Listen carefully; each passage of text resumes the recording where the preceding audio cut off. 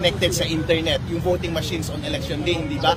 Pero isipin natin mabuti bilang mga Pilipino, kung merong mandaraya sa ating eleksyon ngayong 2025, manggagaling ba sa loob ng gobyerno o hindi? Alam nyo na ang sagot dyan.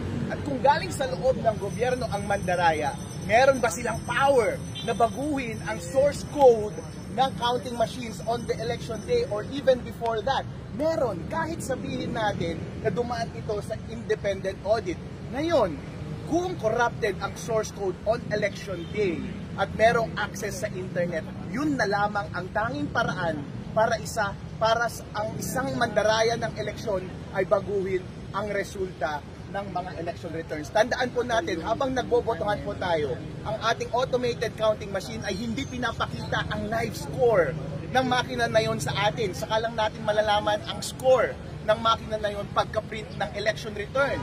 Kaya even before pagka-print ng election return, wala dapat access ang kahit na sino ang masamang tao sa makina na yon. Dahil kapag may access ang masamang tao sa makina, baka yung lumabas na final score ay hindi yung totoong score na ibinoto ng mga taong bayan dun sa makina na yon.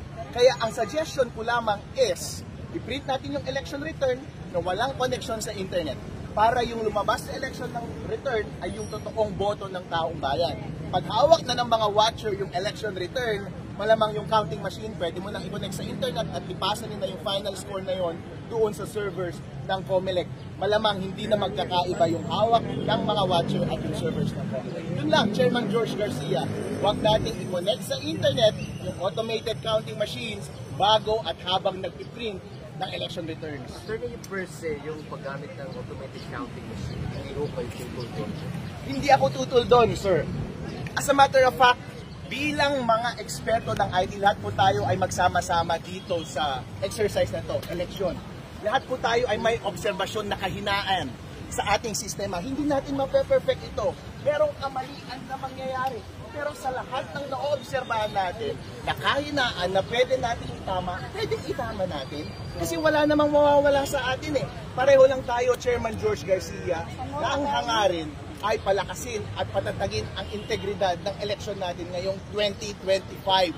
Walang mawawala sa atin. Magsama-sama po tayo. Ang tanging nakapagtataka lang, ayoko lang magkalat ng, ng mga intriga, bakit ayaw ninyong gawin? So, attorney, ibig sabihin ganito, hindi pa ganon ka-solid yung teknolohiya ng Miro Systems para maiwasan ng ganitong klaseng maaaring pandaraya sa mismong araw ng election? Hindi lang Miro Systems actually. Kapag pinag-uusapan natin ang security ng mga computer systems, kailangan meron talagang control, hindi lang sa loob ng makina, pati sa surrounding ng makina. At ang number one responsibility ngayon ay nasa COMELEC. Ina-acknowledge natin na yung loob ng makina, yung source code, maaaring hindi natin yun masecure ng 100%. Pero meron kang magagawa sa labas ng makina para hindi ma-take advantage yung vulnerability na yun sa loob ng makina. Kaya nasa COMELEC ngayon, COMELEC, kahit hindi ka IT, kahit hindi ikaw yung nag-develop ng Miro Systems, ang gawin mo lang is huwag mong i-connect sa internet para hindi ma-take advantage yung vulnerability ng automated counting machines. Attorney, mag-iba lang po